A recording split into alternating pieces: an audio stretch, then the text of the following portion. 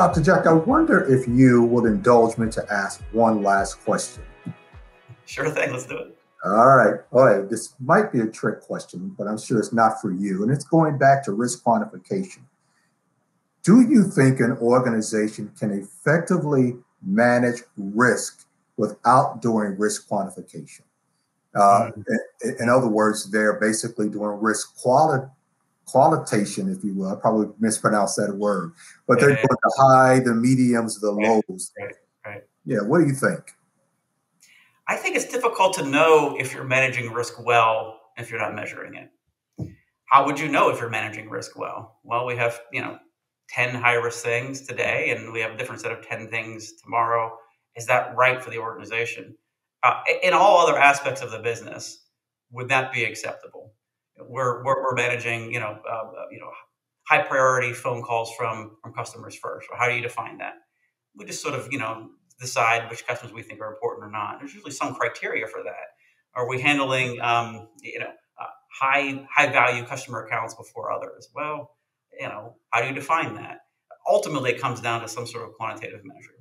I think, especially moving into the future, we're going to spend a lot more time thinking about how do we justify these things. A quick story about this. I've found myself spending a lot of time talking about and interacting with teams that are called model risk management teams. This is a super meta kind of quantitative function that exists primarily in financial services organizations. And they're charged with managing the risk of risk models. And this is really kind of fun and interesting, but it really comes down to looking at a variety of different options for thinking about risk and then choosing the best one, knowing that none of them are perfect, but all of them have these sort of flaws. So how are you accounting for those flaws? What are the assumptions that you're making in your models? And are those assumptions valid? Where's the data coming from to make these kinds of decisions? Usually model risk management teams serve as sort of a gating function to getting quantitative results of any kind up into board level and executive level reporting. But what I've been experiencing over the past several years is that a lot more of these model risk management teams are very interested in cybersecurity models broadly, not just the CRQ models, but all the models. So if you start reporting things on high, medium, and low, as a measure of maturity, it's important for you to be able to say, how do I know this is high, medium, or low? And then how do I know if I was wrong? It's very easy to say, I predicted a particular control deficiency would cause a loss scenario between this amount and this amount. Sure.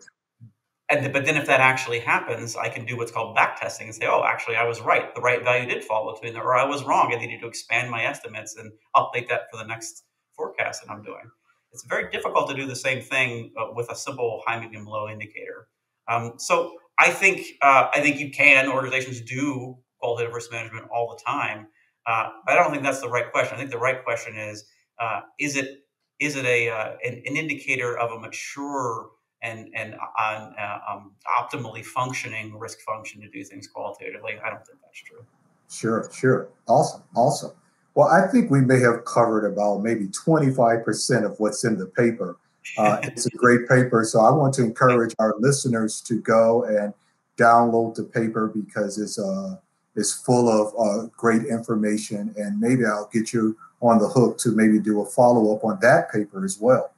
Let's do it. So that's 2 sessions that I get you on the hook. But I'll stop there. Dr. Jack, thank you so much for your time and your expertise, and we appreciate your support to ISACA and to the risk community at large. So thank you again. We'll end there. Thank you, Paul. My pleasure.